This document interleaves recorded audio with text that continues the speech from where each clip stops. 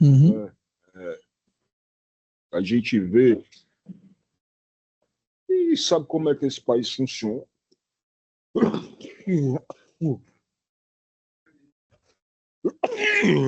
Às vezes o empresário faz um esforço danado para comprar o maquinário e nesse trajeto a coisa acaba degringolando.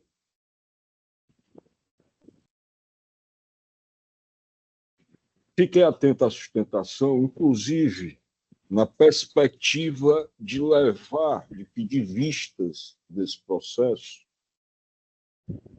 e voltar a examiná-lo. Mas tanto lá quanto aqui foram repetições das peças da instrução processual. Eu não vejo como fugir da ausência de dialeticidade recursal desse feito. Me permite, presidente? Foi não. O advogado tem toda a razão quando ele diz que a empresa dele foi prejudicada, mas não pelo Banco do Brasil. Ela foi prejudicada pela Imacom. O Branco simplesmente liberou o financiamento e liberou para quem a empresa indicou, contratando a compra das máquinas, né? Se fosse o banco que comprasse as máquinas e tivesse contratado a compra das máquinas, aí sim o banco faria parte da compra das máquinas e também seria solidariamente responsável com os defeitos ou não funcionamento da máquina. Acontece que o banco não é o comprador da máquina. O comprador da máquina é a empresa, não é? O banco apenas é responsável pelo financiamento, via verba federal. Então não há como eu agora dizer que não vou pagar o banco porque a máquina não funcionou. A empresa teria que ir buscar os seus prejuízos junto à Imacom e não ao banco. É assim que eu entendo. Era esse o percalço. Eu só não esmiucei da responsabilidade da fornecedora, da Imacom. Isso. Né? Vossa Excelência foi muito bem em detalhar o que eu chamei de percalço. Certo. Vossa Excelência complementou, ouso dizer, né? Obrigado. E Vossa Excelência foi brilhante em fazer essa complementação, inclusive nos mínimos detalhes. Vossa Excelência vota... Já votei provisoriamente e reafirmo o voto provisório acompanhando a sua relatoria, presidente. Perfeito. Embargador Jaime Medeiros. Obrigado, Excelência, cumprimentando o nobre advogado que ocupou a tribuna por sua brilhante sustentação oral. Excelência, eu confirmo o voto que antecipei no sentido de acompanhar. Obrigado. Perfeito, embargador Jaime. Então, proclamo o resultado, recurso não conhecido na forma do voto do relator. Muito obrigado, doutor.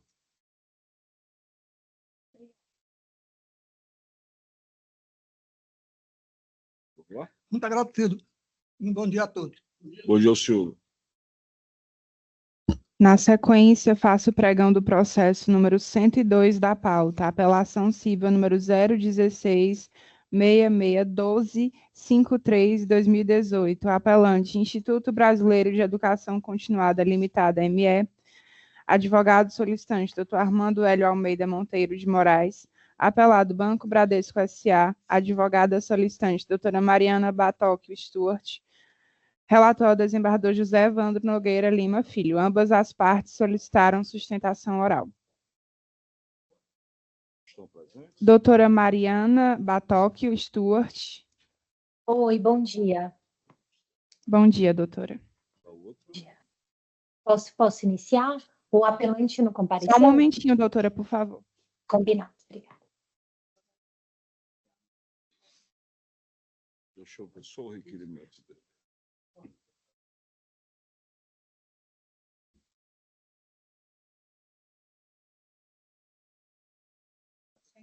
Acho que a doutora antes de iniciar 102, Deixa eu só me ver aqui uma coisa.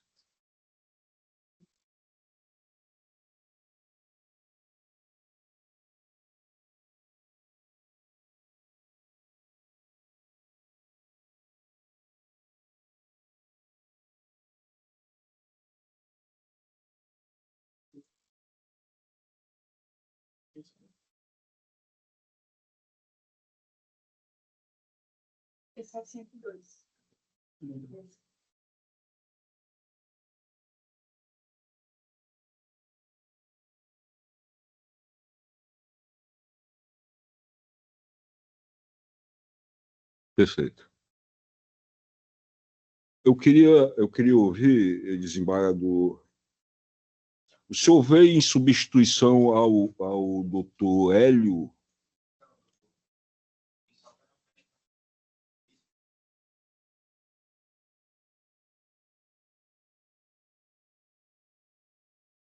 O senhor não está credenciado. Perfeito.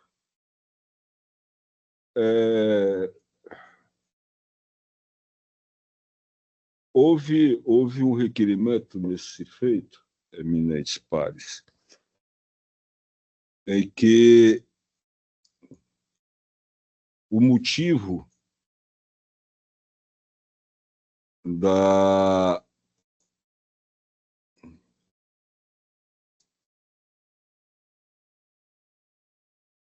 o requerimento para que o processo seja julgamento do recurso seja adiado é que o advogado Armando Hélio Almeida Monteiro Moraes terá compromisso inadiável na mesma data. Ponto. Pedido feito em 2 laudas, né, sem o acompanhamento de qualquer... Comprovação, né? Doutora, a palavra está comigo ainda. Sem qualquer documento que justifique esse pedido, razão pela qual hei por bem indeferi-lo, mantendo o julgamento na forma em que foi antecipadamente aprazado. O advogado que compareceu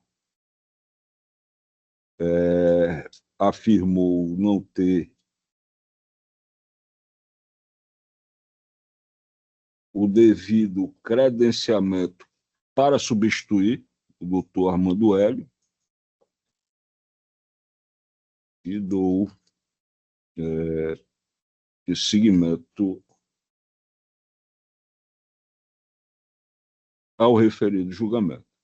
Desembargador Jaime gostaria de se manifestar sobre esse pedido de adiamento? Excelência, não, na qualidade de relator, fique à vontade. Desembargador Djalma? Esse pedido se justificaria se houvesse um documento, por exemplo, comprovando que ele teria uma audiência em outro processo nessa mesma data e hora que ele fosse intimado previamente, né? Sem nenhum documento, eu também não vejo como considerar que esse compromisso inadiável possa suprir, né, ou, aliás, possa retirar esse processo de julgamento adiante para outra data. Concordo integralmente com o seu voto, presidente. Perfeito. Então, daremos continuidade. Feito o pregão.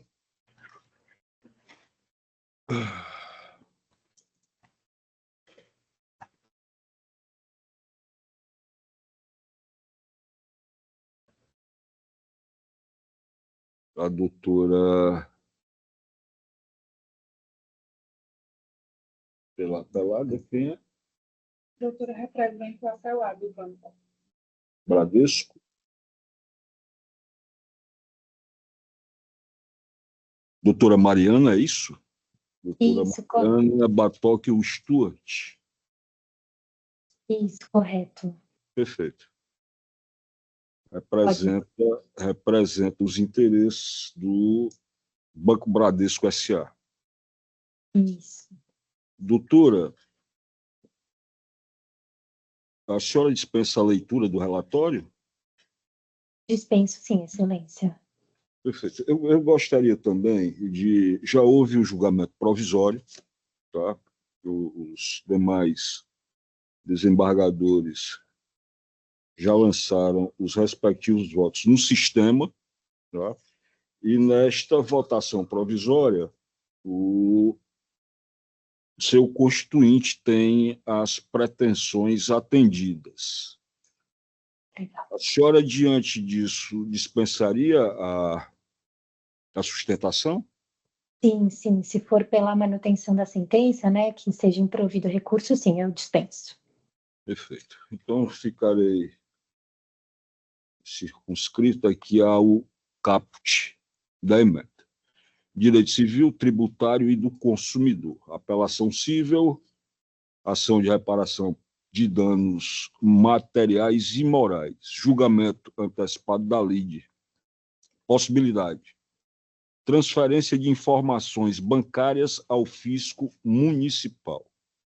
Sigilo bancário, legalidade, ausência de dever de informação por parte da instituição financeira. Exercício regular de direito. Recurso conhecido e desprovido, sentença de improcedência mantida. Esta síntese do relatório do julgamento, e pergunto ao desembargador Djalma Benevides se ratifica o voto provisório. Ratifico o voto provisório, presidente, acompanhando integralmente o voto de Vossa Excelência. Desembargador Jaime Medeiros. De igual forma, Excelência, confirma o voto provisório, acompanhando Vossa Excelência. Proclama, então, o resultado. Recurso conhecido e improvido. Posso chamar? Bom. Dando continuidade, faço pregando o processo número 111 da pauta, apelação civil número 015516505-2017, apelante Banco do Nordeste do Brasil S.A., apelado à Associação Brasileira de Engenharia Sanitária e Ambiental. Perdão, eu pulei o processo. Não, tá certo. Não, tá certo. Advogada solicitante, doutora Lorena Cris Ferreira de Castro, relator, desembargador José Evandro Nogueira Lima Filho. A parte apelada solicitou a sustentação oral. Bom dia. Boa tarde já, doutora. É porque eu não almocei, né? Então ainda estou no bom dia. Eu acho que todos. Né? Obrigada. Doutora, a senhora dispensa a leitura do relatório? Creio que seja oportuno também a dispensa. Desembargador Djalma, desembargador Jaime, houveram outros processos de igual natureza, não vou dizer idênticos, porque eles têm partes diferentes, ou prestadores de serviços diferentes, mas, e sendo coerente com os meus julgamentos, o voto que neles proferi segue a mesma linha de raciocínio e de fundamentação. Então, vou apenas ler a cabeça da emenda. Doutora renuncia, atende o provisório atende aos interesses do apelado. Apelação civil, ação ordinária de cobrança, convênios firmados entre o BNB e a Associação Brasileira de Engenharia Sanitária e Ambiental, ABES. Recursos públicos, tomada de contas especial não realizada. Ressarcimento que depende da comprovação do efetivo prejuízo ao erário. Recurso conhecido e desprovido, essa é a síntese do voto. Desembargador Djalma Benevides. Ratifico o voto provisório, acompanhando integralmente a relatoria. Desembargador Jaime Medeiros. Igualmente, Excelência. Como Vossa Excelência falou, é um caso, né, corriqueiro, uma hipótese, razão pela qual eu mantenho o voto que proferia antecipadamente, a exemplos demais nesse sentido. Obrigado. Obrigado, desembargador Jaime. Então, proclamando o resultado, o recurso conhecido e desprovido. Muito obrigado, doutora. Na sequência, faço pregão do processo número 113 da pauta, apelação civil número 026-2154-25-2023. Apelante Manuel Fagner de Oliveira Cavalcante e outro. Advogada solicitante doutora Suelen Augusto de Paula. Apelado PagSeguro Internet, Instituição de Pagamento S.A., relator ao desembargador José Evandro Nogueira Lima Filho. A parte apelante solicitou a sustentação oral. Boa tarde.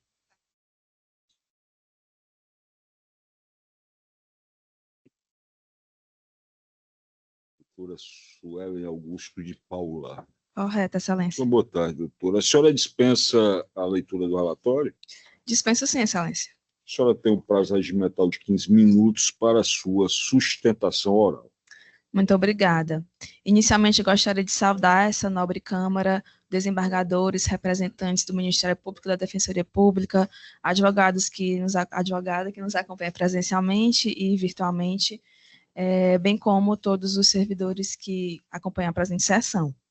Excelências, o caso que trago em pauta, ele versa sobre um assunto que é bem corriqueiro no judiciário, que é bem corriqueiro nos tribunais, e o assunto principal decorre de um golpe de Pix, né, na qual os meus clientes, a qual represento, foram vítimas. Em suma, o que eu sustento, o que é sustentado no processo, a fim de atrair a responsabilidade das instituições financeiras apeladas, é a omissão que elas tiveram quanto a este fato. E qual seria essa omissão? Eu relembro a Vossas Excelências que o Bacen, que já estipulou às instituições financeiras um mecanismo especial de devolução, que é o sistema MED, quando qualquer banco, instituição financeira, é comunicada ou identifica alguma transação fraudulenta ou delituosa, que foi o caso dos autos. E o que o Bacen estabelece é que a instituição, quando comunicada ou quando identifica esta operação fraudulenta, ela deve contatar a empresa que recebe aquele valor envolvido, a fim de que haja um bloqueio cautelar. A partir desse bloqueio cautelar, é dado um prazo de 7 dias para que as instituições envolvidas, elas analisem aquela transação e verifiquem se de fato procede que aquela operação era fraudulenta ou advinda de um golpe.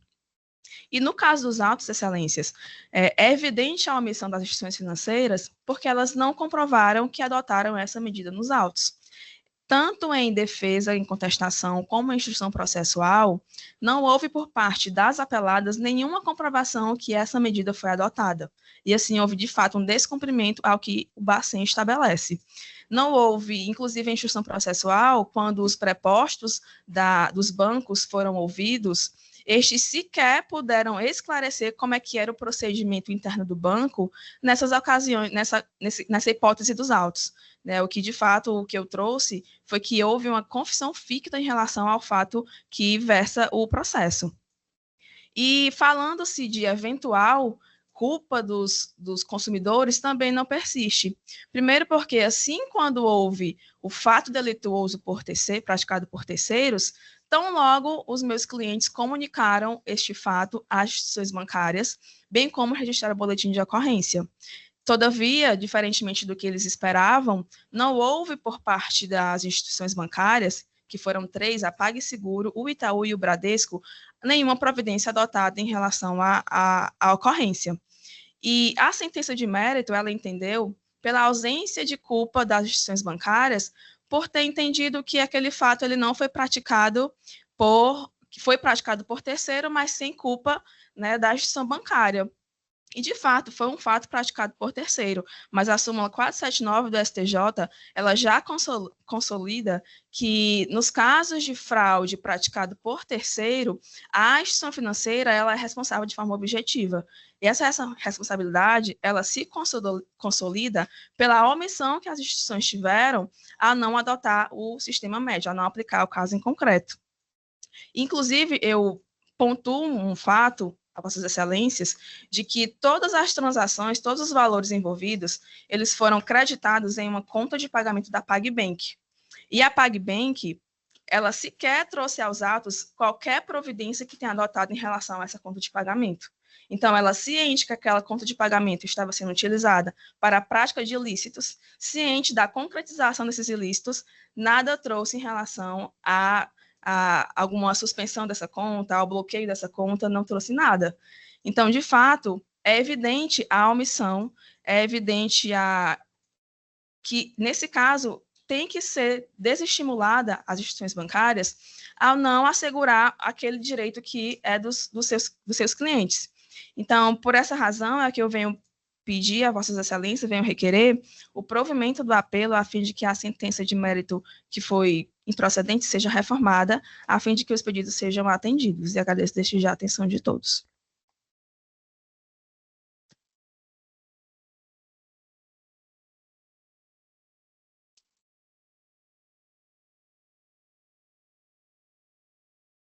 Muito obrigado, doutora Sueli.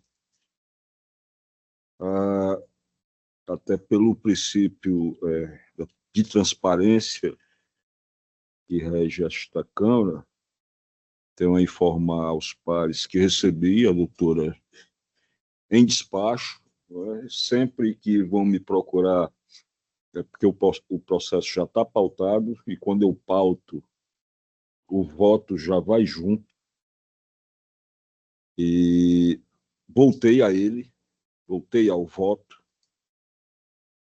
uma leitura mais aprofundada, na perspectiva de encontrar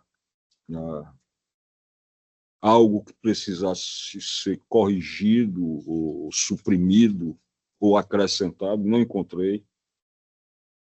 Os colegas, eu tenho, não sei se é perceptível, uma visão um pouco tradicionalista sobre essa responsabilidade objetiva, que hoje tomou conta de tudo.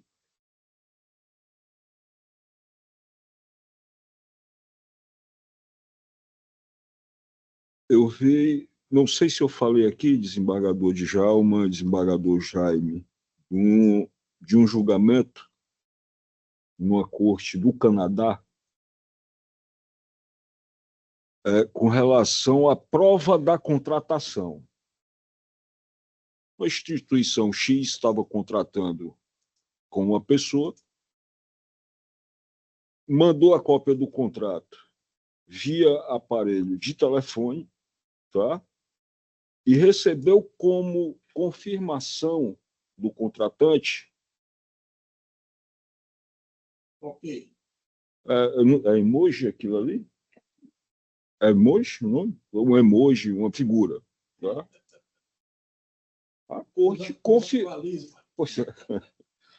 A corte confirmou válida aquela contratação. Né? Dentro disso, desembargador Djalma e desembargador Jaime, eu creio que quem utiliza um aparelho, né, um instrumento tecnológico, para fazer suas transações,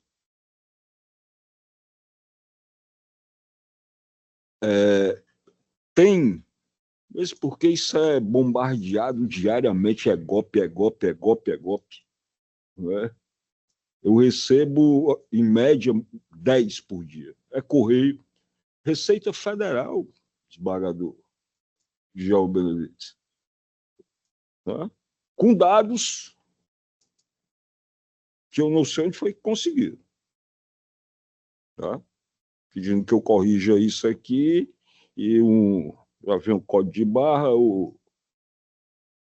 Mas bem, Aqui eu vejo a mesma coisa. O fornecimento de dados, a não conferência a quem está se pagando. Todo aplicativo hoje vem com a identificação. Você está pagando uma conta, não vem a identificação do recebedor daquele valor. Você mesmo assim paga. Problema de estar se comprando através de site não seguro. Não entra na minha cabeça que o brasileiro é bobo, que ele é infantil, não tem um pingo de malícia. Isso não entra na minha cabeça. Acho que se você tem condições de operar um instrumento complexo, que é um celular, baixa o aplicativo, entra no site de compras. Você não vai pagar aquilo de uma forma descuidada. Não creio que não. Não é porque o banco não estava vigilante, a não ser que seja uma operação astronômica que chame a atenção. Eu vejo dessa forma. Eu estou fazendo um esboço mais amplo para ir ao cerne aqui da questão, que se resume no seguinte: processual civil, apelação, ação de indenização por danos morais e materiais, golpe do WhatsApp. Porque tem o motoboy, tem o da falsa central, tem ausência de cuidado e cautela do apelante no momento da realização da transação bancária, responsabilidade da instituição financeira afastada. Artigo 14, parágrafo 3º, 1 e 2 do Código de Defesa do Consumidor, recurso conhecido e desprovido. Há duas questões em discussão: definir se a instituição financeira responde pelos danos decorrentes de fraude praticada por terceiro e, 2, verificar a existência de culpa exclusiva do consumidor, o que afastaria a responsabilidade objetiva do banco. Razões de decidir. Mesmo nos casos que envolvem a ocorrência de fraude, a responsabilidade do fornecedor de serviço não é absoluta, ao meu sentir, em face da existência de alguma das hipóteses contidas no citado dispositivo legal, ou da demonstração de que tal situação é decorrente de fortuito externo para o fim de refutar sua responsabilidade civil.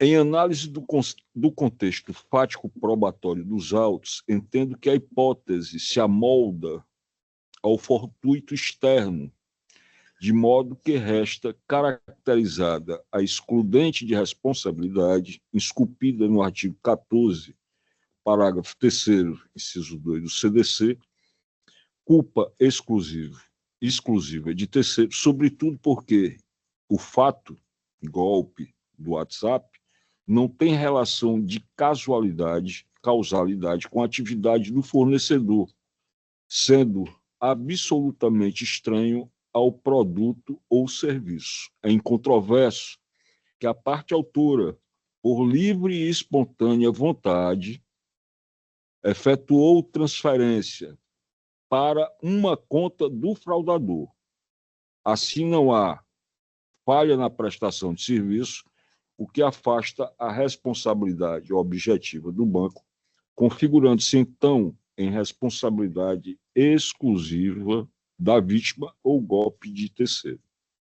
É aquele problema, desembargador Djalma e desembargador Jaime, de transações efetuadas fora do ambiente seguro. É isso. Vai contratar, não, faça um Pix para mim. Não tem um PagSeguro dentro do site. Esse é o meu voto. Desembargador Djalma.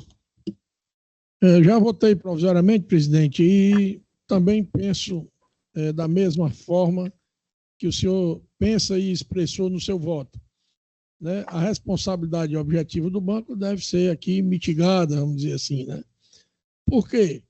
Porque essa fraude, por assim dizer, ela foge da possibilidade do banco identificar, prevenir e não deixar que a fraude seja caracterizada.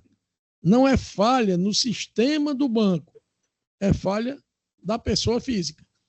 Por exemplo, imaginemos que uma pessoa, eu abro uma conta e cadastro o meu telefone celular e faço diversas operações sempre pelo meu telefone com o sistema do banco.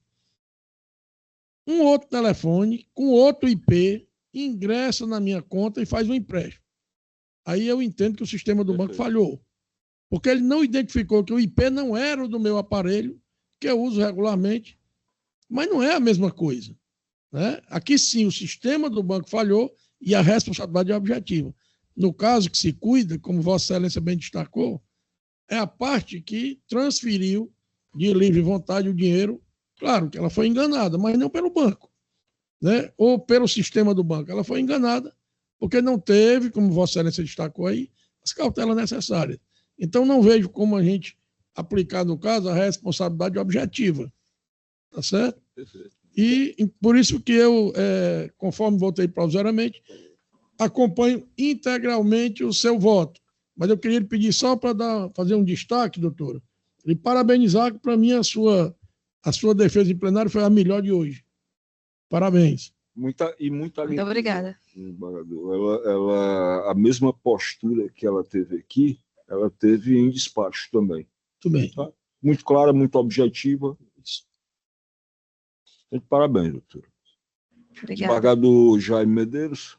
Obrigado, Excelência. Cumprimentar a doutora advogada que ocupou a tribuna por sua brilhante sustentação. Excelência, eu confirmo o voto que antecipei no sentido de acompanhar Vossa Excelência. Proclamo o resultado, recurso conhecido e desprovido nos termos do voto do relator. Muito obrigado, doutora. Obrigada. Boa feriado a todos. A senhora também. Na sequência, faço pregão do processo número 119 da pauta, agravo de instrumento número 063973779/2024. Agravante, Mark de Albuquerque Viana, advogada solicitante, doutora Júlia Almeida. Agravada, Renata Patrícia Bezerra e outros, advogada solicitante, doutora Roberta Vasques. Relator, desembargador José Evandro Nogueira Lima Filho. Ambas as partes solicitaram sustentação oral.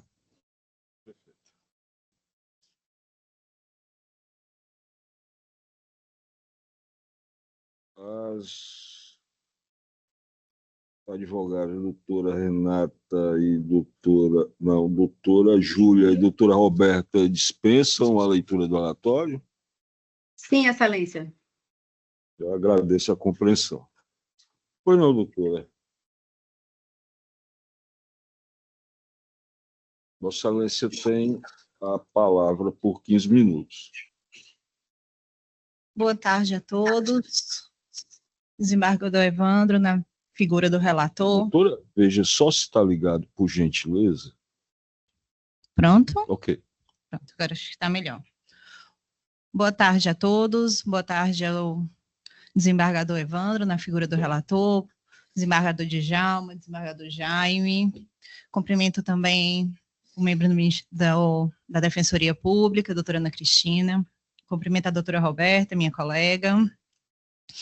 Doutor Evandro, esse caso trata-se de um agravo que entramos contra uma decisão do juízo da 13ª Vara de Família, que determinou alimentos provisórios no patamar de 14 salários mínimos para os filhos, 2 menores, um de 8 e um de 5 anos, um salário para a esposa, e, além disso, as despesas in natura com a educação, seja ela uma faculdade de medicina, mensalidade da faculdade de medicina, que a ex-esposa está fazendo, além do plano de saúde para essa, como todas as despesas educacionais das crianças, sejam as escolas e as atividades extracurriculares, como 2 modalidades esportivas, a psicóloga, o inglês. Pedimos a reforma dessa decisão, subimos com agravo, o relator deu uma tutela de urgência, baixando esse patamar para 5 salários, além das despesas in natura. E a gente vem conversar aqui sobre a questão do caráter transitório desses alimentos quanto à ex-esposa.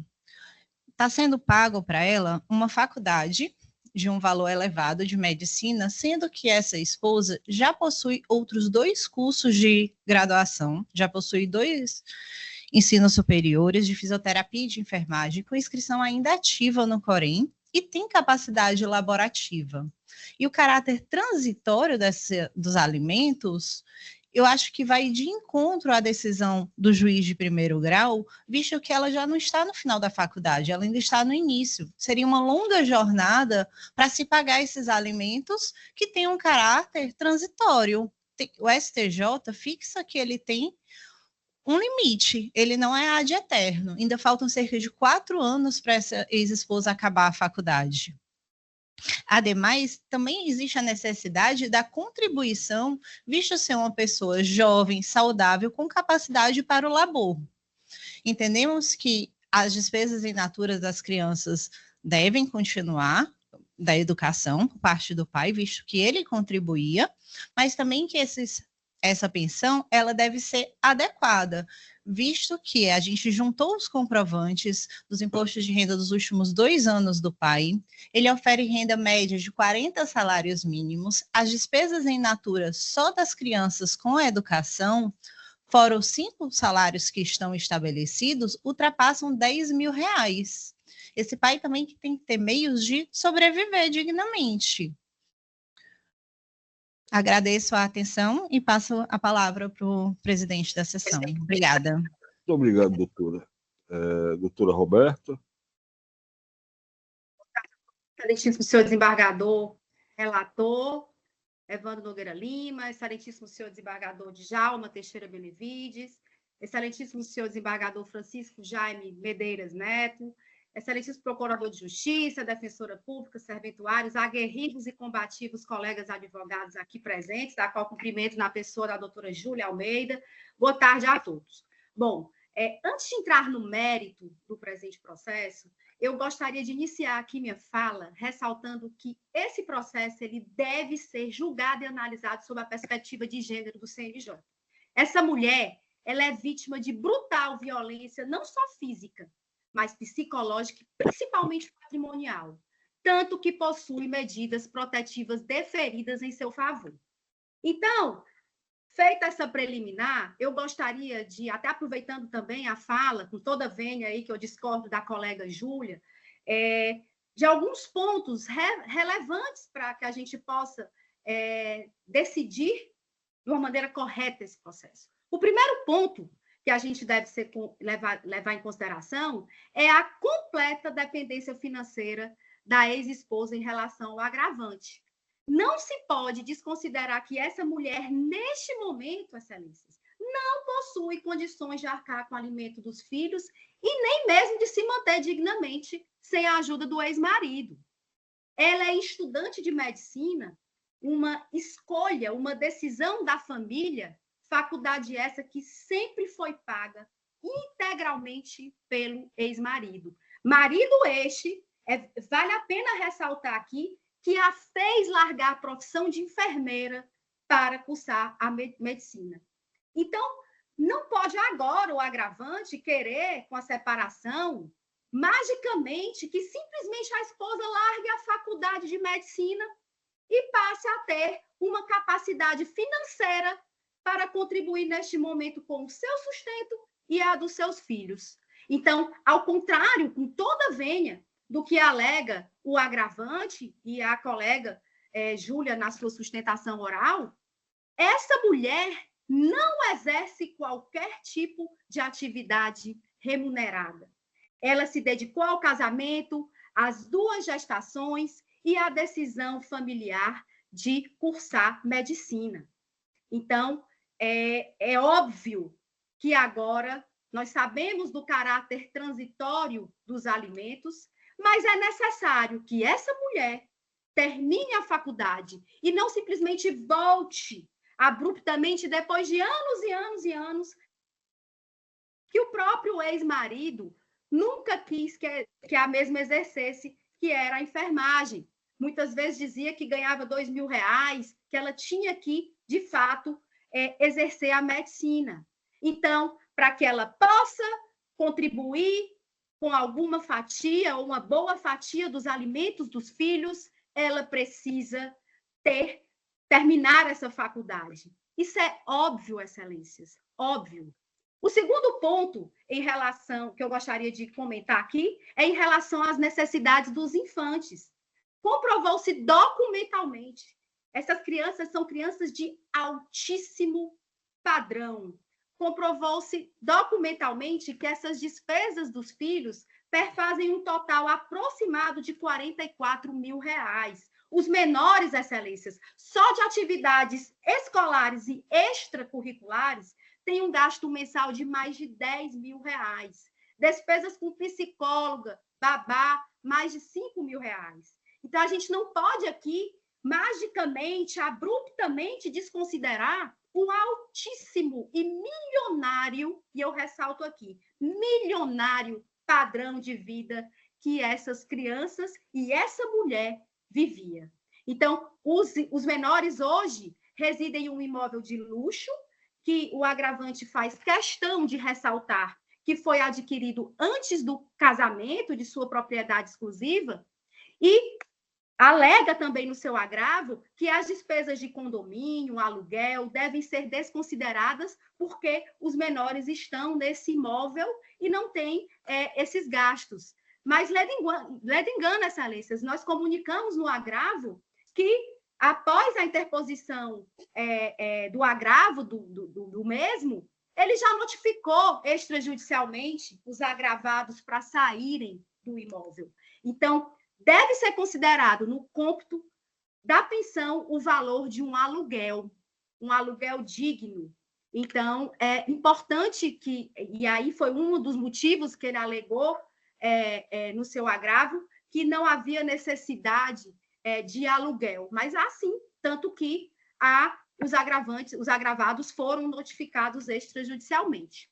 O fato, excelência, já caminhando por fim da minha fala, é que a atual decisão, com toda a vênia que está vigorando, que contempla o pagamento in natura das atividades dos menores e da faculdade da ex-esposa, mais 5 salários mínimos, não vem suprindo as necessidades dessa família. 5 salários mínimos para pagar aluguel, condomínio, alimentação, babás, vestuário, gasolina, essa conta não fecha, até porque o complemento que seria habitual, né, de uma genitora que possua capacidade financeira, nesse caso aqui, não existe. Então, é necessário, sim, que haja uma adequação dessa pensão alimentícia. E aqui já abordando o último ponto, é cristalina a excelente capacidade financeira, né, do agravante. Ele é um mega empresário. Ele tem 3 empresas no ramo de fios cirúrgicos, empresas que possuem muitos anos, tradicional aqui no nosso estado. E ele mesmo afirma em seu agravo que custeia diretamente via boleto mais de R$22.000, fora despesas com funcionárias, mensalidade do curso de medicina, que ele mesmo reconhece as folhas 10 do agravo que custeia, e alega também as folhas 10 que pagam o financiamento de um veículo mensal de quase R$6.500, excelência. E não pode pagar o aluguel dos filhos? Quanta incongruência! Então, o valor falado e aí declarado no seu imposto de renda está longe da sua realidade financeira e de seu alto custo de vida, excelência. Portanto, a atual pensão estipulada com toda a venha não leva em consideração a inexistente capacidade da genitora em ajudar nas despesas dos filhos por ser uma estudante de medicina e por necessitar, excelências, terminar esse curso. Essa mulher precisa, transitoriamente, que seja oportunizado o término da sua faculdade. Então, por tudo isso, pugnam os agravados que se mantenha incólume a decisão de primeiro grau. Boa tarde e agradeço a todos aí pela paciência. Obrigado, doutora Roberta Vasques. Eu recebi em despacho também as duas advogadas, mesma postura que tiveram na tribuna, uma presencial, outra de forma digital, sempre guerreiras, sempre objetivas. Mas a questão, desembargadores, é simples e já objeto de exame diário de quem compõe esse órgão fracionado. Pensão alimentícia, a impossibilidade de pagá-la ou a insuficiência de recursos a receber. Isso discutida dentro de um agravo de instrumento sem o aprofundamento, ao meu ver, da prova. Ontem, como prometi às advogadas, prometo muito pouco, desembargador Djalma e desembargador Jaime. O que eu prometo é cuidado e estudo. Ainda ontem fui reavaliar meu voto, fui reanalisar o processo, com documentos referidos pela doutora Roberta Vasques, por documentos referidos em tribuna também pela doutora Júlia. Fiz uma comparação, né? Sempre se pede ao julgador um julgamento sobre perspectiva de gênero. Eu tento abstrair meu raciocínio de determinados vieses. Tento sempre agir com bom senso e fazer a melhor justiça entre as partes.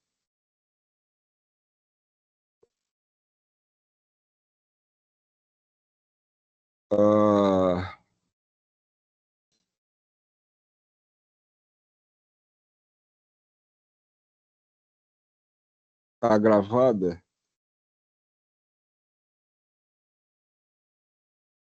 é estudante de medicina. Nós sabemos, se não por conhecimento próprio, mas de algum conhecido, o valor de uma faculdade de medicina privada, né? Mas eu acho, desembargador Djalma, desembargador Jaime, que mesmo sendo estudante,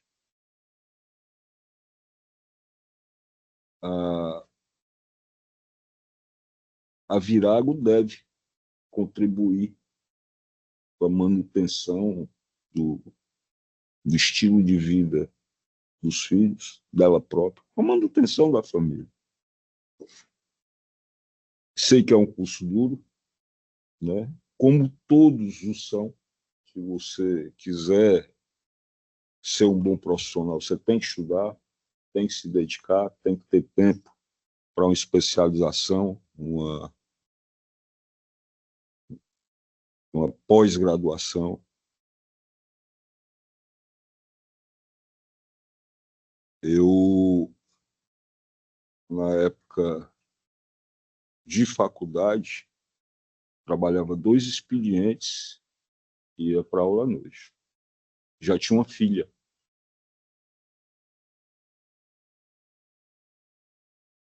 E estudava. Eu tinha um reitor muito duro na minha cola. Eu tinha um reitor muito duro na minha cola. E eu vejo dentro desse aspecto. Aqui, doutora Júlia, doutora Roberta, eu sopesei, né, esses parcos elementos trazidos em sede de agravo, né, com os rendimentos do alimentante, com as necessidades da alimentanda, e tentei equalizar, contrabalançar, né? Isso não é objetivo nem ao céu, nem à terra. Tá? Fixei, além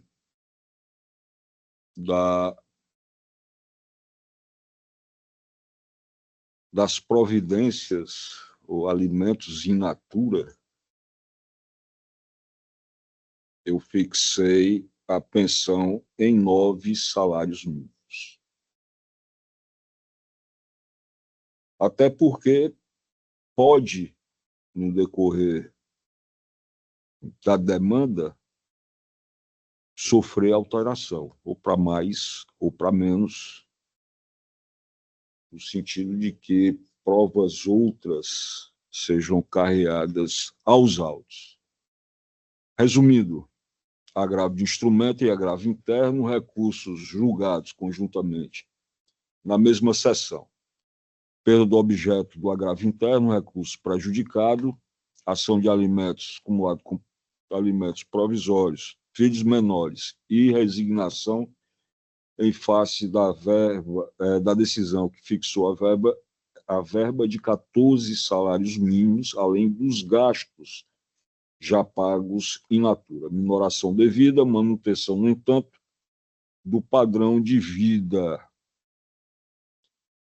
Agravo de instrumento conhecido e parcialmente provido para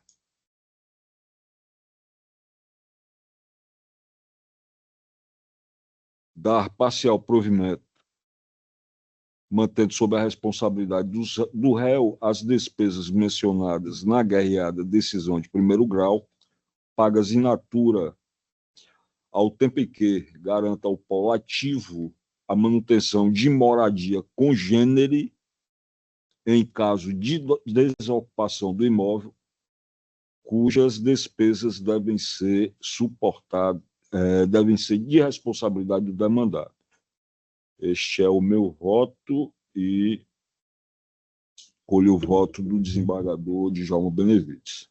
Presidente, eu queria destacar aqui que, analisando esse processo, a pensão de 9 salários mínimos que o senhor estabelece no seu bem lançado voto, ela significa R$ 13.608. Uma faculdade particular de medicina hoje ela gira em torno de R$ 12.000. Daí nós já vamos para 25.608. Mas o senhor, na sua decisão, está mantendo a decisão de primeiro grau, no que também eu concordo, onde diz que ele também, o pai também é responsável pelo colégio, né?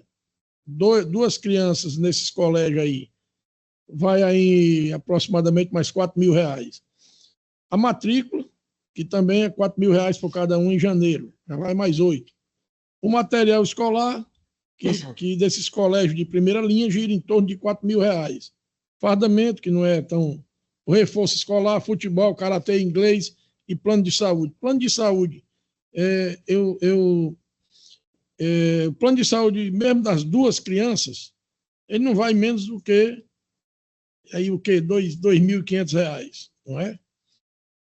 E o senhor ainda garante que, em caso de desocupação, teria uma moradia congênere, que também é de responsabilidade do demandado.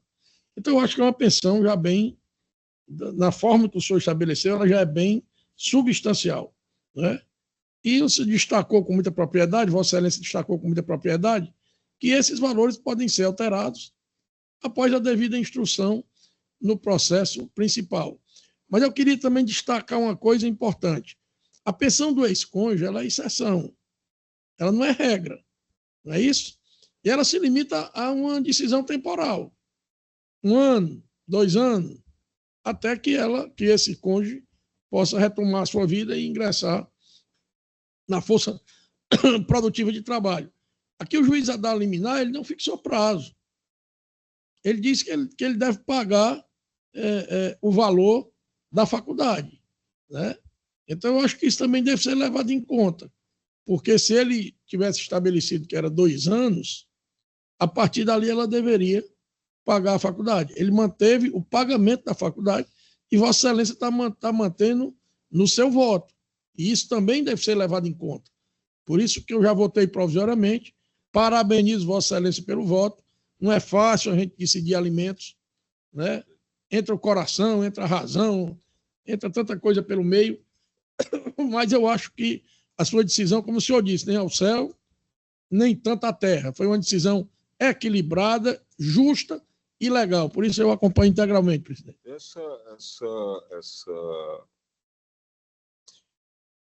Essa questão do curso de medicina, desembargador Djalma, eu tive muito cuidado. Está fazendo medicina, é um curso caro, isso está sendo suportado pelo agravante. Como quero dizer, perspectiva de gênero, né? Mas essa mulher,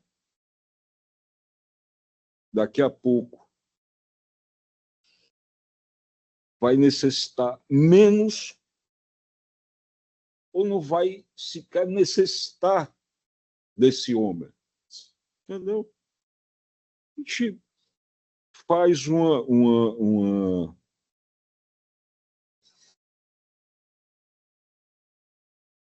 fixação pensando em todo o conjunto, né? O passado pouco interessa, mas considerando o presente e o futuro.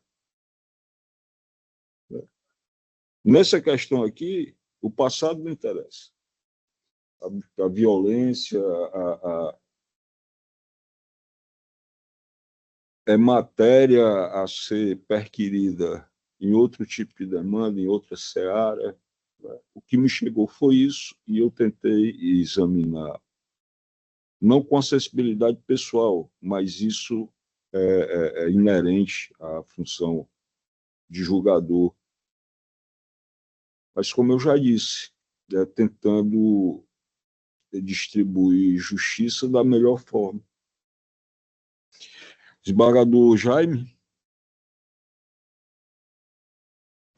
Obrigado, Excelência. Inicialmente, cumprimentando as nobres advogadas que fizeram suas sustentações orais e demonstram que seus constituintes estão muito bem assistidos juridicamente.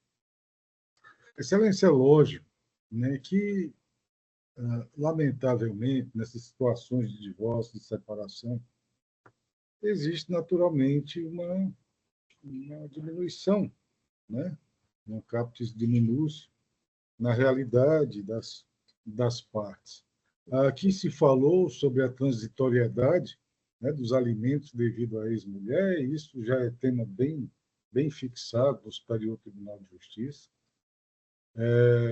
Trago aqui alguns excertos da ministra Nancy Andrighi, do ministro Cuevas, onde se tem, de acordo com a jurisprudência do STJ, quanto ao ponto, né, que, abriu aspas, os alimentos devidos entre ex-cônjuges devem ter caráter excepcional, transitório e devem ser fixados por prazo determinado, exceto quando um dos cônjuges não possua mais condições de reinserção no mercado de trabalho ou de readquirir sua autonomia financeira, né?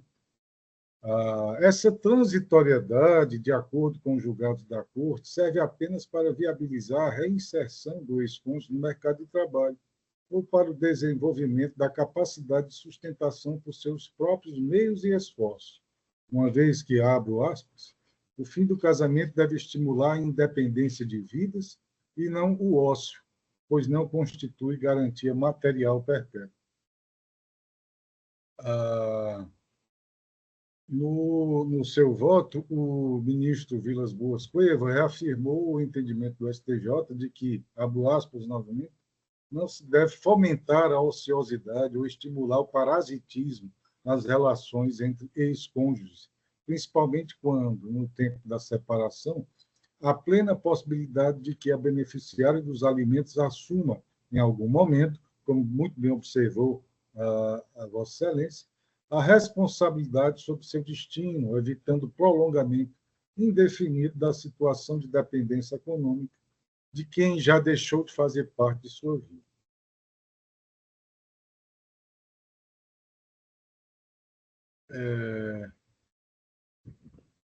Continuo. A obrigação de prestar alimentos é personalíssima, intransmissível e extingue-se com o óbito alimentante, cabendo ao espólio saldar tão somente os débitos alimentares, etc., etc. E volto aqui.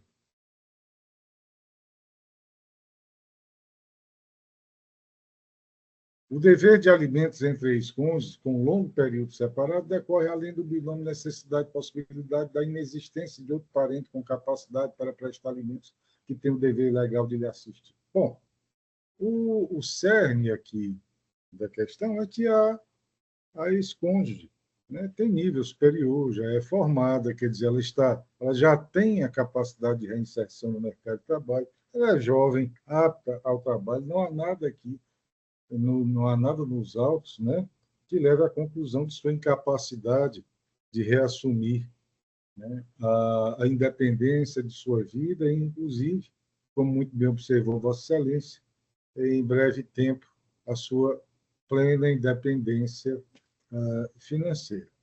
Eu concordo plenamente com o voto de Vossa Excelência, me causa um pouco de desconforto, eu sublinho, né, é realmente o fato do varão ter que assumir, né, a faculdade de medicina, né, da Virago, da ex-cônjuge, sobretudo quando é sabido que existem, né, cursos, existem universidades públicas que esses cursos não custam absolutamente nada, não é? Então, se há um desejo realmente da Virago em concluir o seu curso de medicina, ela poderia muito bem se submeter, né, a uma universidade pública, a um certame para uma de suas vagas. Mas o certo é que o que é realmente inquestionável é que ela já dispõe, né, de certificação acadêmica de nível superior, que lhe permite uma imediata inserção na sua área de atuação, sobretudo quando é sabido que é uma área que demanda, né, está sempre a demandar por profissionais, né, do seu nível, né, dos profissionais de enfermagem, né. Eu acredito que essa transitoriedade, como observou o desembargador Djalma, né, ela vai ser observada, né, no fluir do feito. Digo, me causa um desconforto, mas, por enquanto, eu me declino, aliás, eu me inclino ao entendimento de Vossa Excelência, né, no sentido de acompanhá-lo no voto na íntegra. Obrigado, desembargador Jaime. Então, proclamando o resultado, recurso conhecido e parcialmente provido, nos termos do voto do relator. Obrigado, a doutora Júlia Almeida e a doutora Roberta Vasques. Boa tarde, excelências. Bom julgamento para vocês. Boa tarde a todos. Boa tarde, doutor. Vamos ao último. Por fim, faço pregando o processo número 135 da pauta, apelação civil número 013-90-92-55-2017. Apelante Maria Elisandra Melo da Silva, advogado solicitante Dr. Tibério de Maracaba Menezes. Apelado José Maria Cruz Andrade, relator ao desembargador José Evandro Nogueira Lima Filho. A parte apelante solicitou a sustentação oral. Boa tarde, doutor Tibério. Boa tarde. Boa tarde. Boa tarde, excelência. Boa tarde. Em sentido de seu presidente Só um relator. momentinho, doutor, por Pois gentileza. não. Só me ver aqui. 35.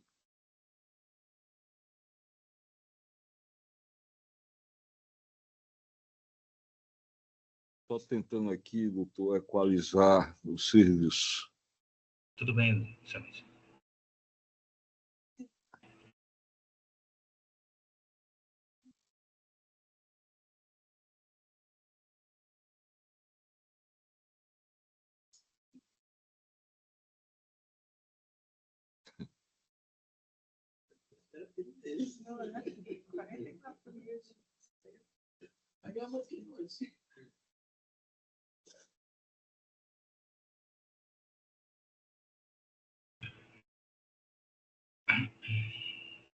Doutor, o senhor dispensa a leitura do relatório? Sim, excelência. Dispenso.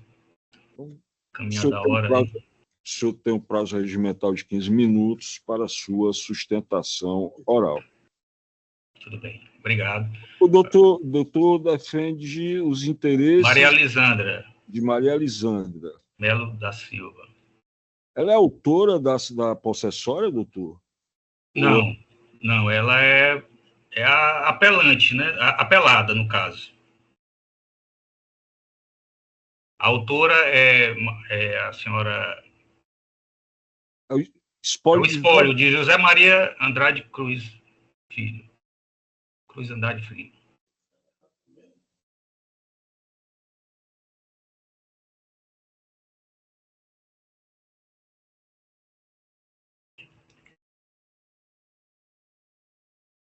O senhor tem um prazo regimental de 15 minutos para a sua sustentação.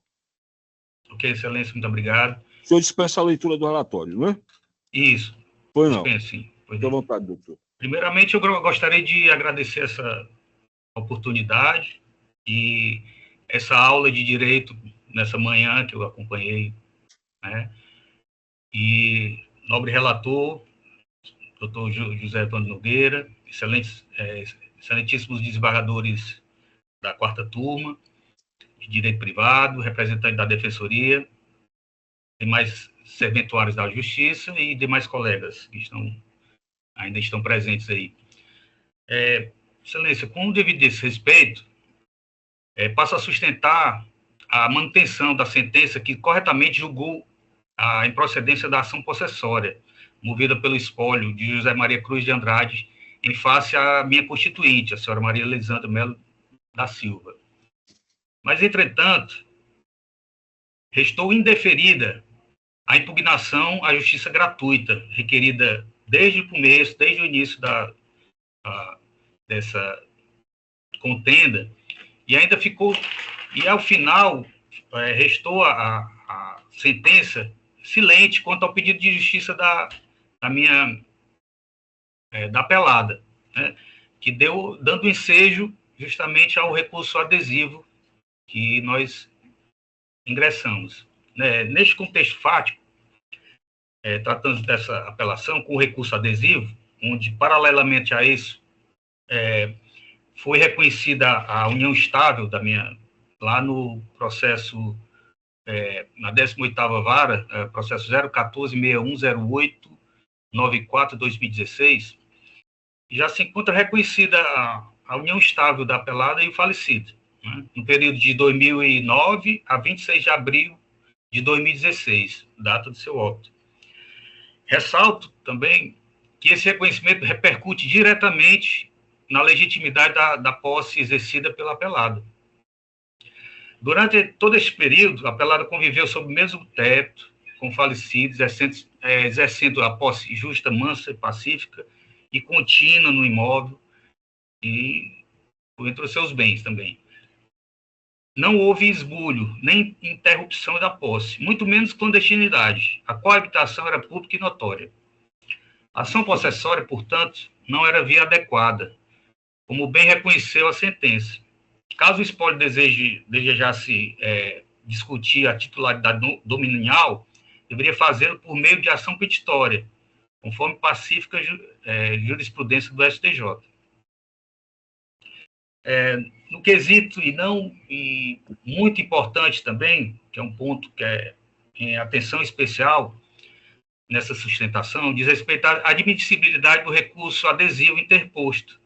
Tem sido injustamente questionada com base na suposta ausência de sucumbência recíproca.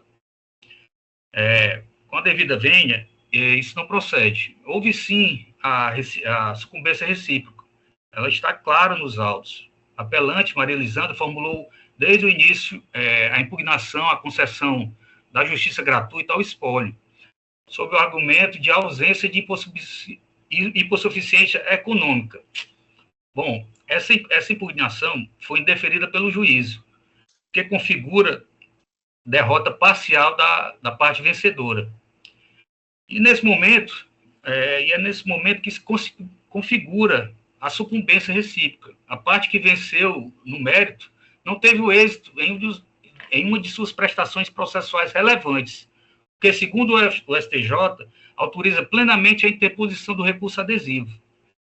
Cito aqui o precedente do RESP 2111-554 de São Paulo, de relatoria da ministra Nancy Hendry, que expressamente reconheceu a concessão da gratuidade da justiça, mesmo em sentença de improcedência, quando impugnada pela parte contrária, configura sucumbência recíproca e autoriza o recurso adesivo. Assim, não há qualquer óbice a via recursal utilizada, né? Bom, quanto à presunção tácita do deferimento da justiça gratuita apelada, durante o trâmite do feito, o juízo não se manifestou expressamente sobre os pedidos de gratuidade apresentados pela apelada, mesmo sendo recorrentes os pedidos, né? E aí tem um entendimento do STJ também, no agravo no ARESP 1505-697, relatado pelo ministro Paulo de Tarso, que implica o deferimento tácito do benefício. Este ponto, somado à improcedência da impugnação feita pelo espólio, reafirma a existência do prejuízo recíproco, base para o recurso adesivo. Aliás, a concessão da justiça gratuita ao espólio parte notoriamente abastada, já que a minha constituinte já juntou vasta documentação de imóveis precatórios já depositados e ainda a receber, né, por parte do inventário. Está dispensado.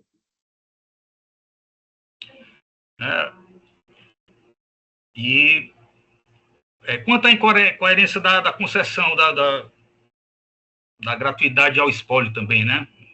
Eu gostaria de comentar que, contrariamente, o espólio obteve o deferimento da gratuidade, ainda que possua comprovada capacidade financeira, conforme demonstrado na documentação acostada, as folhas 824 e 963, a saber. Existência de bens imóveis registrados, valores expressivos depositados em conta judicial, créditos oriundos de precatórios, tal discrepância, excelências, fere o princípio da isonomia processual e justifica a revisão, considerando que o espólio não preenche os requisitos legais de suficiência dos recursos, né? Continuando aí sobre a admissibilidade do recurso adesivo, não obstante eventual entendimento contrário à jurisprudência do STJ, tem reconhecido a legitimidade da interposição do recurso adesivo, mesmo que a sucumbência não seja integral, de forma tradicional, quando a parte vencedora e seus patronos atuam com feição de parte processual para discutir direito próprio, especialmente na questão dos honorários advocatícios, em que pese, excelências, em procedência global dos pedidos, a derrota na esfera atinente à impugnação da concessão da justiça gratuita configura a sucumbência recíproca, autorizando plenamente o manejo do recurso adesivo. Ou seja, ainda que se entenda pela ausência da sucumbência recíproca, a jurisprudência do STJ já reconhece, quando se trata de discussão sobre verba honorária, o advogado atua com feição de parte processual, sendo possível a interposição de recurso adesivo, mesmo que o recurso principal tenha sido interposto apenas pelos patrões da parte. Então, finalizando, reforço, portanto, que a sentença deve ser mantida por ausência de esbulho e na observância dos requisitos do artigo 561 do CPC. Ressalto que houve a sucumbência recíproca com o indeferimento da impugnação, a justiça gratuita e a não concessão da justiça gratuita à minha constituinte, né? Peço que seja cabível o recurso adesivo interposto pelo apelado, devendo ser revogada a suspensão da exigibilidade da verba honorária fixada em razão da capacidade financeira comprovada do espólio. Diante do exposto, excelência, para finalizar, requer-se o conhecimento e o provimento do recurso adesivo, reconhecendo a sucumbência recíproca decorrente do indeferimento da impugnação à concessão da justiça gratuita pela parte vencedora, senhora Maria Elisângela Melo da Silva, bem como a revisão dos efeitos da suspensão da exigibilidade dos honorários advocatícios, em respeito aos princípios da isonomia e da necessária observância dos critérios objetivos para a concessão do benefício. Agradeço a todos e uma boa semana santa para todos. Obrigado, doutor. Essa sustentação, inclusive, poderia até ter sido dispensada, uma vez que as pretensões da sua constituinte foram atendidas, mas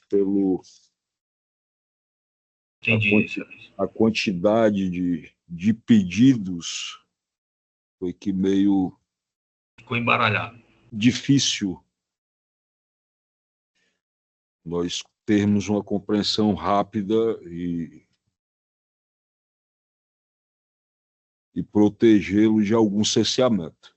Apelação civil e recurso adesivo, ação de reintegração de posse, sentença de improcedência, ausência de requisitos esculpidos no artigo 561 do Código de Processo Civil, não demonstrado o exercício de posse anterior e turbação, irrelevância acerca da propriedade, recurso conhecido e improvido, recurso adesivo, conhecido e provido, impugnação judiciária, a gratuidade judiciária do espólio, acolhida, modificação da sentença apenas neste tocante, acrescido da suspensão da exigibilidade, né? Da sucumbência imposta à sua constituinte, vez que beneficiária da gratuidade. É este o voto e colho o voto do desembargador Djalma Teixeira Benevides. Presidente, eu reafirmo o voto provisório, acompanhando integralmente a sua relatoria. Desembargador Jaime Medeiros. De sua forma, excelência, acompanha a relatoria. Proclamando, então, o resultado, o recurso de apelação civil e adesivo conhecidos. Negado provimento ao espólio, ao provimento, ao apelo do espólio e dado provimento ao adesivo. Muito obrigado, senhor. Obrigado, doutor. Boa Semana Santa. Semana abençoada para todos. Para o senhor também. Terminamos?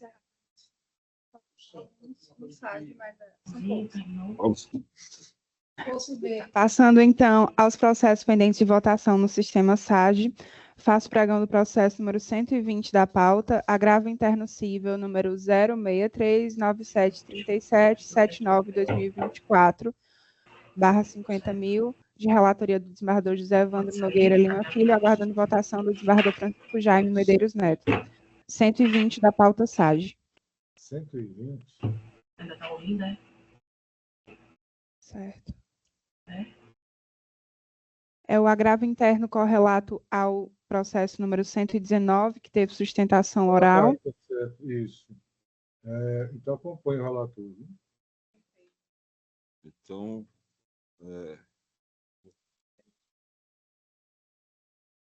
sim. O desembargador Jaime, você fez o pregão, né? 063-9737, de 79/2024. O desembargador Djalma ratifica o voto. É o agravo interno daquele anterior. Ok, presidente. Já votei provisoriamente, ratifico o voto provisório, acompanhando, como já o fiz, integralmente o seu voto. Recurso não conhecido. Ele já se manifestou.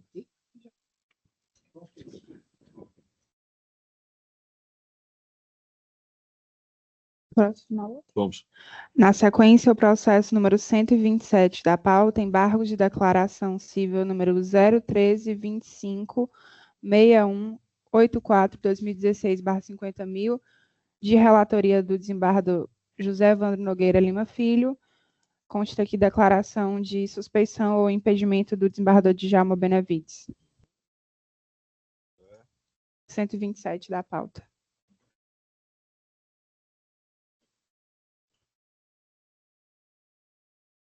Não houve a substituição do desembargador Djalma, né? No sistema. Não. Perfeito. O desembargador Jaime já votou. O julgamento, então, desembargador, o senhor confirma o confirmo integralmente a declaração que já fiz provisoriamente, né? Perfeito. Me julgando suspeito por foro íntimo de participar desse julgamento. Perfeito. Então, determina a secretaria se procede à substituição do excelentíssimo desembargador Djalma Benevides, ficando o julgamento do feito para a próxima sessão desimpedida. Mais algum? Na sequência. Então, sim. Entendi que eu estava pensando, se disse a próxima desimpedida, não, tem uma antes. Agora entendi, está certo. Pensei que a Maria estava dando férias. Queria também. Na sequência, o processo número 129 da pauta, embargo de declaração civil número 018271946/2016/50.000, de relatoria do desembargador José Evandro Nogueira Lima Filho, onde consta voto de suspeição do desembargador Djalma Teixeira Benevides. Não.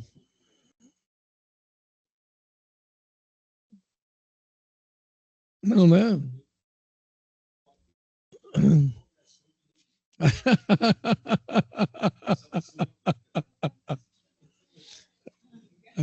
Acompanhe integralmente o voto de Vossa Excelência.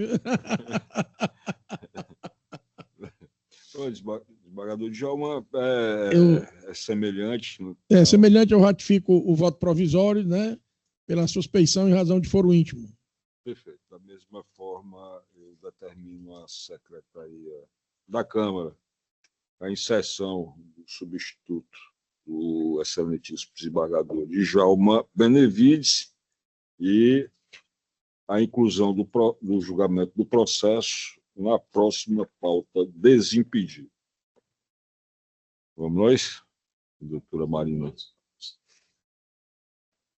Na sequência, faço pregão do processo número 145 da pauta, Apelação civil número 023-4292-16-2022, de relatoria do desembargador José Evandro Nogueira Lima Filho, também onde consta declaração de suspeição do desembargador Djalma Teixeira Benavides, 145 da pauta.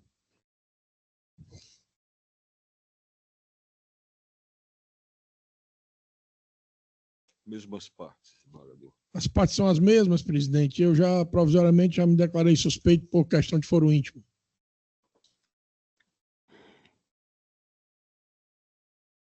Fica o feito adiado.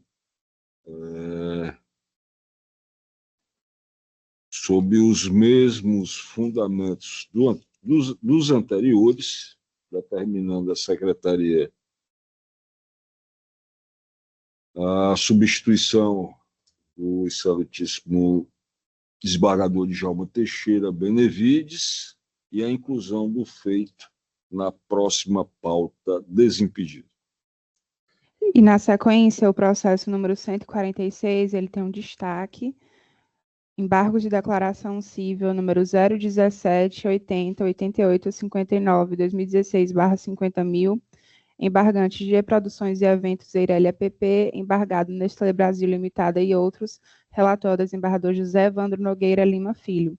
Na sessão ordinária do dia 21 de maio de 2024, após anunciado o julgamento do feito epigrafado, o eminente relator, o desembargador José Evandro Nogueira Lima Filho, proferiu seu voto no sentido de conhecer e prover o recurso. Ato contínuo, o desembargador Francisco Jaime Medeiros Neto pediu vista dos autos para melhor exame da matéria. Na sessão ordinária realizada no dia 18 de junho de 2024, após anunciada a retomada do julgamento, o eminente vistor desembargador Francisco Jaime Medeiros Neto apresentou declaração de voto no sentido de divergir da douta relatoria. Ato contínuo, o eminente relator pediu vista dos próprios autos para melhor exame da matéria.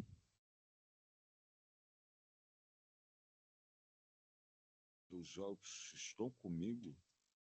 Retirado de pauta em setembro, de ordem de Vossa Excelência, e retornou para julgamento.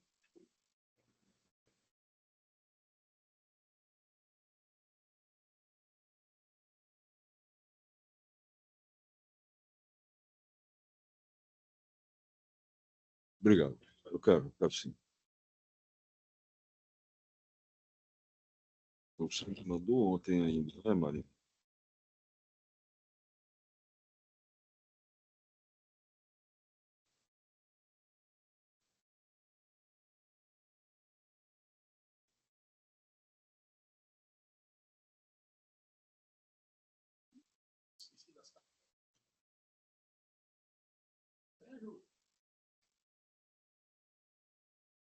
Tira a sua terra, viu? São Bento da Montada, também da Fazenda Juazeiro. Não, senhor. Foi da ponte do lado direito. O processo está em pauta, está em mesa, já com votação provisória e está emendado da seguinte forma: embargo de declaração, eleição de foro, preliminar acolhida em sede de apelação, inexistência de qualquer dos vícios elencados no artigo 1022 do CPC, ausência de contradição no acórdão, taxatividade mitigada do artigo 1015 do CPC, tema repetitivo 988 do STJ, competência para o julgamento do caso, não interposição de agravo no instrumento e na ocorrência de preclusão, recurso conhecido e não provido. Eu pergunto ao desembargador Djalma Benavides se ele ratifica o voto provisório.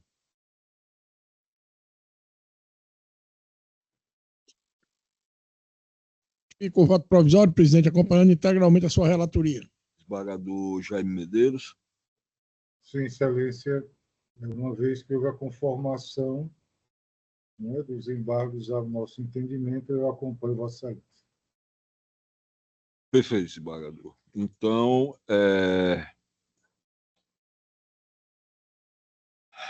recurso conhecido e não provido. Este é o julgamento proclamado.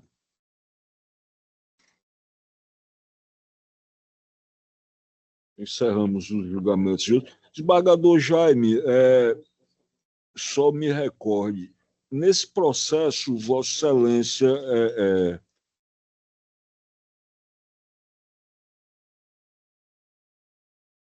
não que tenha, pediu algum ajuste, alguma coisa nesse sentido, né? Sugeriu. Não foi isso? Só um minutinho, Excelência. Eu vou abrir novamente o processo que eu havia fechado, porque o nosso voto vista, né? Só um instante. O voto anterior de Vossa Excelência conheceu dos embargos, né? Perfeito. Agora, Vossa Excelência refluiu.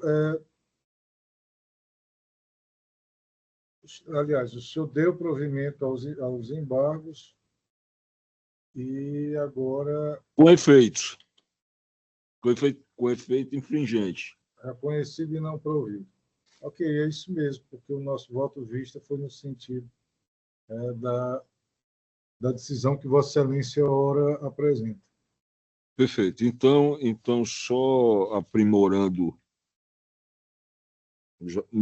mesmo já proclamado, desembargador Jaime, esse que não há qualquer modificação, só aprimorando, deixando claro que eu estou refluindo, sim, do voto anterior e me amoldando ao voto do eminente desembargador Francisco Jaime Medeiros Neto. Encerrada de hoje, eu agradeço a todos, desembargador Jaime, desembargador Djalma, doutora Ana Cristina, doutora Marina, a Lidiana, o seu Edson, ao sargento Falcão, tá? E desejo a todos uma Semana Santa, né? Com paz, com tranquilidade, para todos e respectivas famílias. Embargador Jaime. Excelência, obrigado, agradeço a oportunidade e realmente reiterar os votos de Vossa Excelência e de muitos que por aqui estiveram, né, de que tenhamos uma feliz Páscoa, uma Semana Santa realmente vivenciada dentro de uma perspectiva de paz e de um melhor porvir. Né? São os votos que declino a todos que abrilhantaram essa sessão. Muito obrigado. Só corrigindo aqui, uma falta de educação minha.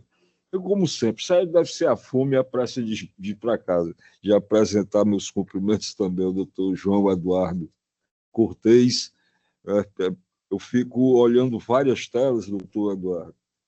Muito obrigado. E acabo me perdendo. São várias telas, mais papéis, mais o que está ao derredor, né, como diz o outro, viu? E aproveitar também e mandar um abraço carinhoso ao aniversariante de amanhã, o desembargador Jaime Medeiros, esse que vai fazer, né, uma grande festa, vai mandar convite daqui a pouco pelo WhatsApp. Exatamente, Sérgio. O transatlântico já deve estar chegando no porto. Rapaz, eu prefiro aquela fogueira lá do sítio. Eu irei com todo prazer. Desembargador Jaime, receba um abraço e os meus desejos de felicidade, de saúde, de força para viver nesse mundão que a coisa está séria. Tá? Tem que ter fé, tem que ter força, tem que ter raça. Viu? Mas, de qualquer forma, receba as minhas congratulações. Muitíssimo obrigado. Desembargador Djalma. Presidente Evandro, obrigado. Eu quero também lançar os meus votos de feliz aniversário ao meu amigo, meu irmão, meu colega de concurso, Francisco Jaime Medeiros Neto, essa figura adorada por todos, e abraçar também nosso presidente, abraçar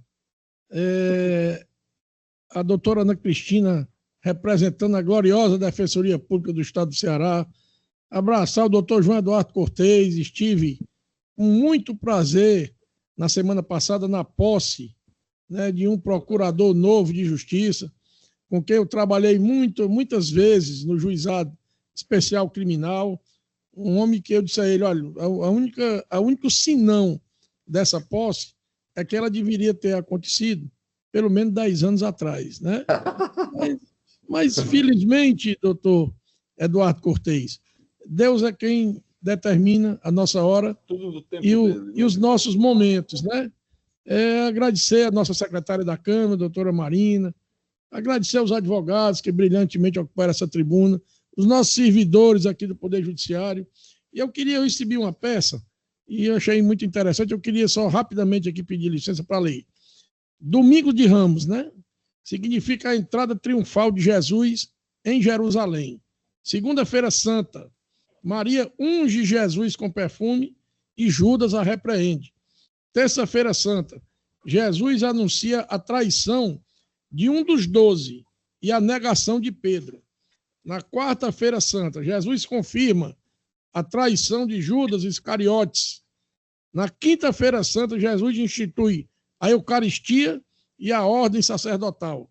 Sexta-feira santa, paixão e morte do nosso Senhor Jesus Cristo. Sábado santo, Jesus desce ao inferno e triunfa sobre a morte. Celebramos a vigília pascal. E o domingo de Páscoa, Jesus triunfou sobre a morte, verdadeiramente ressuscitou, aleluia e aleluia. A minha família, nós professamos a religião católica, sem nenhum demérito às demais, evidentemente. Eu acho que todo mundo tem o direito de reverenciar a Deus da forma que melhor que entender. Meu pai era um homem que não tinha religião, dizia que religião era o ópio do povo, né? Era discípulo de Mao Tse Tung, mas o papai foi a pessoa que eu vi mais praticar, né, aquilo que tem na tábua dos 12 mandamentos na minha vida, porque fazia caridade e atendia todo mundo, ajudava todo mundo, apesar de só acreditar no grande arquiteto do mundo. Não era maçom, mas para ele não existia religião e só o grande arquiteto do mundo. Minha mãe não, minha mãe era católica protestante, de debulhar o texto toda noite, né? Mas então desejar a todo mundo uma Semana Santa abençoada, né? E desejar que cada um de vocês pudesse ir para onde eu vou, rapaz. O sertão da Itapipoca, para a beira do Rio da Raposa. Eita, rapaz, tomar banho na sombra de um oiticica. Que coisa linda. Feliz Semana Santa e feliz sessão. Obrigado. Obrigado. Desembargador Jaime, já lhe foi franqueada a palavra? Já. Obrigado, Excelência. Agradeço a solicitação. Doutora Ana? Só queria agradecer, desejar uma boa Páscoa a todos, tempos melhores que nós precisamos viver. Verdade. E dar as congratulações ao desembargador Jaime. Muito obrigada. Doutor João Eduardo Cortez. Já esqueci. Me perdoe. Não, nada demais. Só subir aqui a ordem. Eu agradeço a oportunidade e a acolhida e reconheço o adiantado da hora, mas eu não posso ser omisso e assim farei algumas considerações rápidas. Perfeito. Eu felicito essa Câmara, de forma integral, pela excelência na condução dos trabalhos funcionais. E, nesse contexto, tem destaque a naturalidade com que essa Câmara, integralmente, por seus componentes todos, recebe todas as demandas e as processa. Assim, como disse inicialmente, com toda naturalidade. Foi dito pelo desembargador presidente que nós vivemos tempos difíceis. Antes, o defensor público, Dr. Carlos Augusto, também tinha dito. É verdade, eu ratifico isso, mas eu reconheço que essa Câmara, quando afirma o direito de forma correta e buscando o ideal axiológico da justiça, está fazendo a sua parte. Porque, na atualidade, eu acho que o aspecto mais deletério da nossa atualidade é a crise de eficácia de qualquer normatividade. Isso pode afetar os ordenamentos jurídicos nacionais. Mas a maneira como essa quarta Câmara procede na dicção do direito, com firmeza e buscando o ideal axiológico da justiça, eu tenho certeza que está contribuindo e fazendo a sua parte para a defesa da normatividade e de nossa ordem jurídica. Então, não temos mais nada a fazer a não ser entregar a Deus o que possa vir a ocorrer, mas com a consciência tranquila de que a quarta Câmara cumpriu com a sua obrigação, com o seu dever perante o país, perante a nossa ordem jurídica e resvalando até, quem sabe, para toda a humanidade. Finalizando, eu desejo a todos uma excelente Páscoa, com a pertinente reflexão sobre o martírio e a morte de nosso Senhor Jesus Cristo. Muito obrigado a todos. Eu agradeço ao doutor João Eduardo Cortez, como presidente da quarta Câmara, mas também de forma pessoal, me sinto elogiado pelas suas palavras, né? E desejo também ao senhor e à família uma feliz Páscoa com paz, e sempre nessa perspectiva de se inspirar no exemplo, não é? De resiliência, de piedade, de retidão do representado nesse feriado. Não é só um feriado, é um momento de reflexão, para ver se conseguimos mudar alguma coisa, né, doutor Eduardo Cortez? É verdade. Excelência, só uma parte. Eu quero felicitar o desembargador Jaime Medeiros pelo seu aniversário e dizer a ele que eu fiquei comovido com o compromisso institucional dele, compromisso pela normalidade do cotidiano institucional, pois estava no hotel em Recife, mas mesmo assim, fazendo todos os malabarismos possíveis, viabilizou o curso da nossa sessão. Parabéns, desembargador Jaime. Muito obrigado, doutor. Muito obrigado. Perfeito. Assina embaixo, doutor João Eduardo Cortez. Assina embaixo. E foi mais uma falta aqui da presidência, porque é muita coisa para administrar durante a sessão, né? Receba também, desembargador Jaime, meu agradecimento. Eu vi o esforço que Vossa Excelência fez para que aquela sessão, a última que eu participei, acontecesse a contento. Tá? Obrigado, senhor. Dito isso, declaro encerrada a sessão.